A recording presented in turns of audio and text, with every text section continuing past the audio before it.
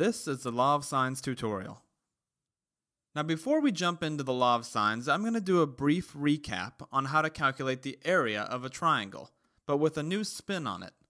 Since we're working with trigonometry, I'm going to teach you how to calculate the area of any oblique triangle using trigonometry. Now the normal formula that you all know to calculate the area of a triangle is that the area of a triangle is equal to 1/2 the base times the height of the triangle. But since we're not dealing with a right triangle, we're dealing with an oblique triangle, I'm going to teach you how to calculate the height in terms of sine, since we happen to be working with the law of sines. The first thing you want to do is take this triangle on our left, triangle ABC. I'm going to draw a blue dashed line straight down from B here to intersect side AC at a right angle, as I've done right here. Now this is important for two reasons. First, you've created two right triangles down here on the bottom, one here on the left and one on the right. Secondly, that line that you've drawn now creates the height for our triangle.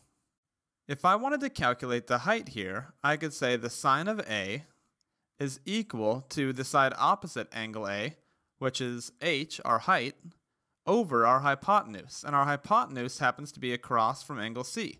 So that would be lowercase c here. I want to get a term for our h. So what I'm going to do is I'm going to multiply by c on both sides of the equation. On the left, we have c sine of A, and on the right, the c's have canceled and we have h remaining. So I could call h, our height of our triangle here, c sine A. So therefore, the area of a triangle is going to be equal to 1/2 the base of that triangle, and the base here is across from angle B, which is lowercase b, which you see here. So 1/2 the base, b, times c sine A. So that c sine A is representing our height. Alright, so now that you have a basic idea of how to do that, we're going to practice that problem. So what I would like you to do is to solve for the area of the triangle below. So to make this easier, what I'm going to do is label this triangle as A, B, C. And I'm going to draw a dashed line here to represent our height that's going to intersect segment AC of our triangle at a 90-degree angle.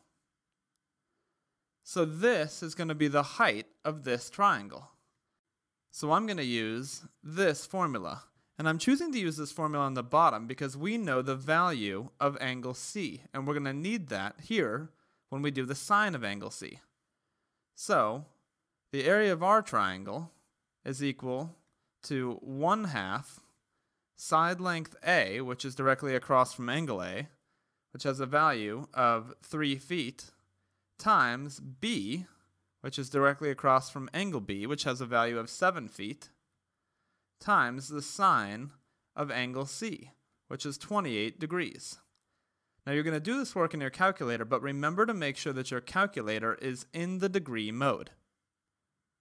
Once you do all that work, you find that we have an area of 4.9 square feet. Remember, our unit is squared here because we're talking about area, which is in the 2 dimensions. Now that I've shown you how to calculate the area of a triangle using trigonometry, let's move on to our law of sines. The law of sines is known as the sine of A over side length A is equal to the sine of B over side length B, which is equal to the sine of C over side length C. So I'm going to bring in a practice problem here and show you how to use this law of sines. In this problem, I'd like you to find the missing angles of the triangle below. And I'm going to go ahead and label our angles here as angle A, angle B, and angle C. We're trying to find all the missing angles.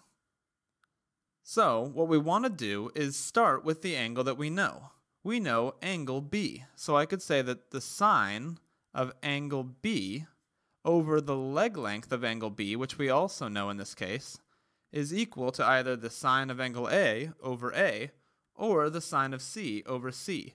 We want to do just one at a time for the moment. So we know leg length A, so I'll use that to start. So the sine of A over leg length A. Now I'll plug in the values that we know. Sine of B is the sine of 87 degrees because B is an 87 degree angle over leg length B, which is 8 inches. is equal to the sine of A, angle A, which we do not know, over leg length A, which we do know it's 5 inches. So the next step here is to cross multiply. So we're going to multiply sine of 87 times 5 and 8 times the sine of A. So we have 5 times the sine of 87 degrees is equal to 8 times the sine of A. We want to solve for A, so I'm going to divide both sides by 8.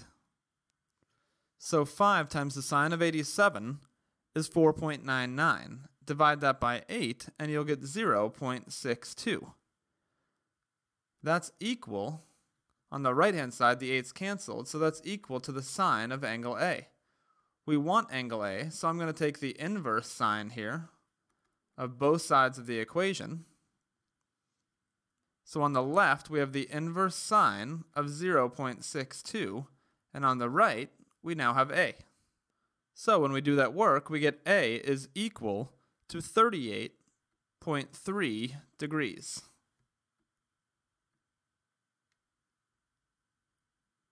So I'll just write that in here. Now, if we're solving for the missing angle, the easiest way to do that is to take the total degrees of a triangle, which is 180 degrees, subtract the two angles that we know. So we know one angle is 87 degrees and the other is 38.3, which means that the last remaining angle, angle C here, has a value of 54.7 degrees. So I'll write that in, 54.7 degrees.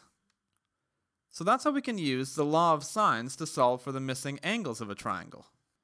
Now let's see how we can use it to solve for the missing side lengths of a triangle. So again, we want to start by labeling our triangle A, B, C, and you can label it anything you want, X, Y, Z, Q, R, S, whatever you want. So again, you want to begin with the side or angle that you know two pieces of information about. In this case, we know angle C and we know side length C. So I'll start with that. The sine of angle C over side length C is equal. Now take another piece of information that you know. In this case, we know angle A. So is equal to the sine of A over side length A. Now plug in the information that we know. Sine of C, so the sine of 35 degrees, over side length C, which is 5.3 miles, is equal to the sine of A, which we know is 42 degrees, over side length A, which we don't know. So again, use the cross product property rule to cross multiply. So we're going to multiply the sine of 35 times A and the sine of 42 times 5.3. So we should have A times the sine of 35 degrees is equal to 5.3 times the sine of 42. So we want to solve for A, so I'm going to divide by the sine of 35 degrees on both sides of the equation. And what we have remaining is A is equal to 5.3 times the sine of 42 degrees over the sine of 35 degrees,